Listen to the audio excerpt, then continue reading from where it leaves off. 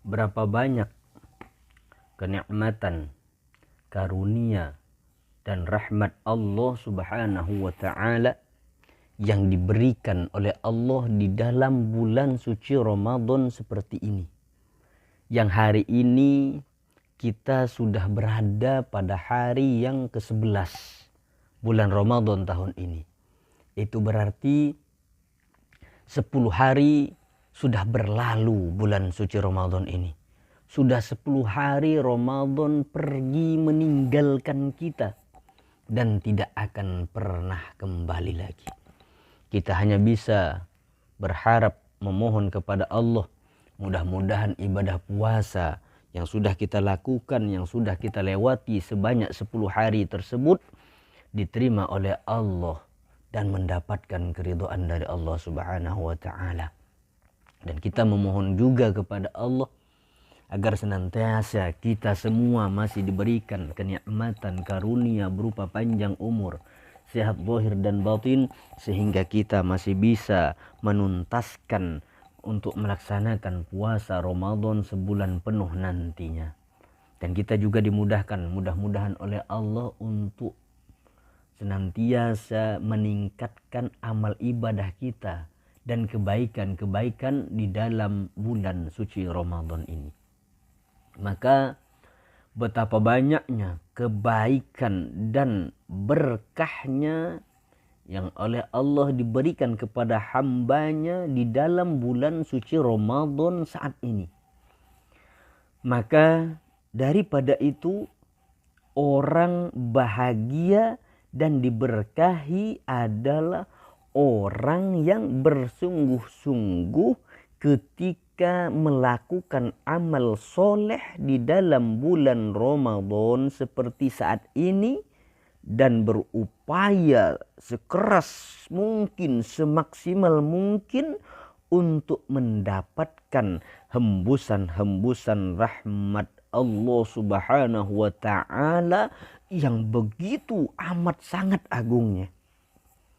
Begitupun sebaliknya, orang yang rugi adalah mereka atau orang-orang yang tidak mendapatkan bagian dari kebaikan dan berkahnya, berkah dari Allah Subhanahu wa ta'ala yang sangat-sangat banyak, yang sangat begitu melimpah ruah banyaknya. Dalam salah satu hadis disebutkan, barang siapa menjumpai bulan Ramadan namun dosa-dosanya tidak diampuni, maka Allah Subhanahu wa ta'ala menjauhkannya dan mengusirnya dari rahmat. Para ulama berkata, ini karena sebab-sebab ampunan di dalam bulan suci Ramadan jauh lebih banyak daripada bulan-bulan lain. Artinya ampunan ataupun maghfirah dari Allah Subhanahu wa ta'ala sangat-sangat banyak sekali Allah berikan di dalam bulan suci Ramadan seperti saat ini dibandingkan dengan bulan-bulan lain selain bulan suci Ramadan ini.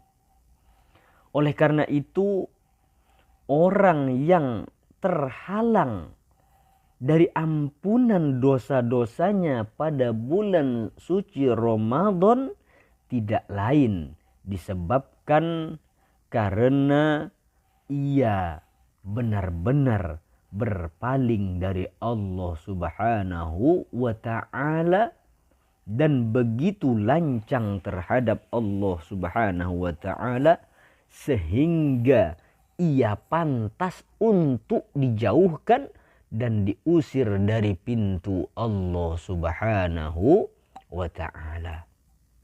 Kita memohon keselamatan kepada Allah Subhanahu wa ta'ala dari kemurkaan dan siksanya di dunia, terlebih lagi nantinya di akhirat. Bulan Ramadan merupakan bulan menghadap kepada Allah Subhanahu wa ta'ala. dan penerimaan amal, bulan taubat dan kembali kepada Allah Subhanahu wa taala. Maka daripada itu menghadaplah kepada Allah Subhanahu wa taala dengan melakukan berbagai macam ketaatan, dengan melakukan berbagai macam ibadah, berbagai macam kebaikan-kebaikan yang bisa kita lakukan semampu kita, semaksimal mungkin. Rasakanlah ketika kita melakukan ibadah tersebut, ketika kita melaksanakan ketaatan tersebut, maka dari itu rasakan bahwa Allah Subhanahu wa taala benar-benar memberikan, melakukan pengawasan dalam setiap hembusan napas dan sesuatu yang terlintas dalam pikiran kita. Di setiap hembusan napas kita, baik keluar napas ataupun ketika kita menghirup udara, bahwa disitulah Allah Subhanahu wa taala akan senantiasa melakukan pengawasan kepada diri kita. Maka bersihkanlah diri kita dengan air taubat dari segala macam kotoran dan pelanggaran ataupun maksiat yang telah kita lakukan. Dalam salah satu hadis disebutkan yang maksudnya sungguh penyeru menyerukan setiap malam Ramadan, wahai pencari kebaikan, datanglah. Dan wahai pencari keburukan, berhentilah. Maka dari itu, siapa di antara kita semua yang durhaka kepada kedua orang tuanya, berjanjilah kepada Allah Subhanahu wa taala di bulan ini, di bulan suci Ramadan ini, untuk berbakti kepada kedua orang tuanya itu. Memperlakukan kedua orang tuanya dengan sebaik mungkin, dan tentunya dengan senantiasa mencari keridhoannya, karena keridhaan Allah Subhanahu wa taala bergantung pada keridhaan kedua orang tua kita. Begitupun sebaliknya, kemurkaan Allah Subhanahu wa taala pun bergantung juga pada kemurkaan kedua orang tua kita. Jadi kalau kalau kedua orang tua kita ridho kepada diri kita, maka Allah pun akan ridho pula kepada diri kita. Jika kedua orang tua kita murka kepada kita, maka Allah Subhanahu wa taala pun juga akan murka kepada diri kita. Di dalam hadis qudsi disebutkan yang maksudnya, barang siapa membuat kedua orang tuanya ridho dan membuatku murka, aku ridho kepadanya. Dan siapa membuat kedua orang tuanya murka dan membuatku ridho, maka aku murka kepadanya.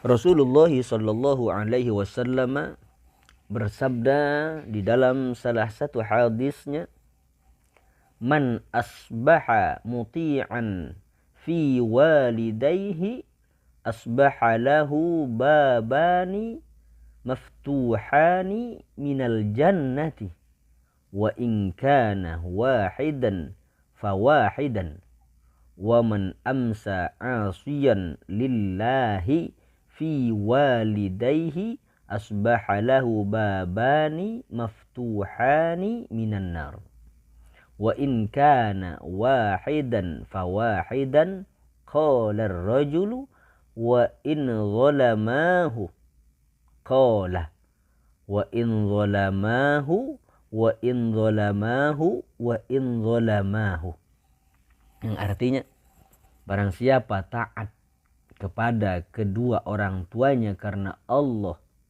dibuka untuknya 2 pintu surga.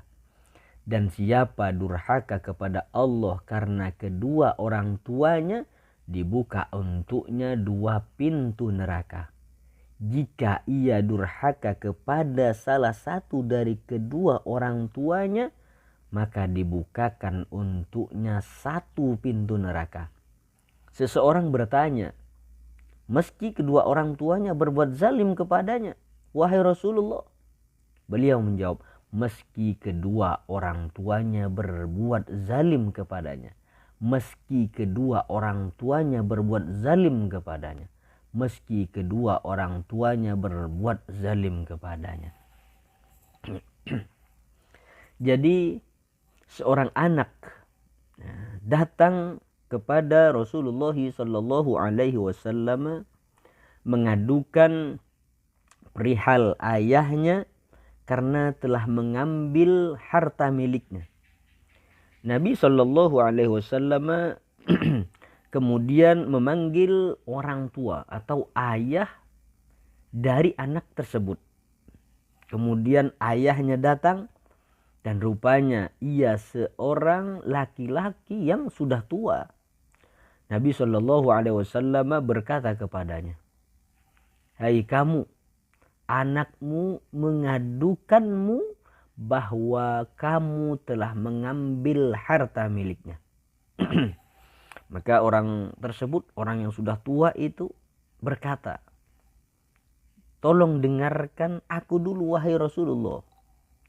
Dia dulu lemah sementara aku kuat. Dia dulu miskin sementara aku kaya. Dulu aku tidak mencegahnya mengambil sedikit pun hartaku. Tapi sekarang aku lemah sementara dia kuat. Aku miskin sementara ia kaya. Dan ia ingin menghalangi untuk mengambil hartanya."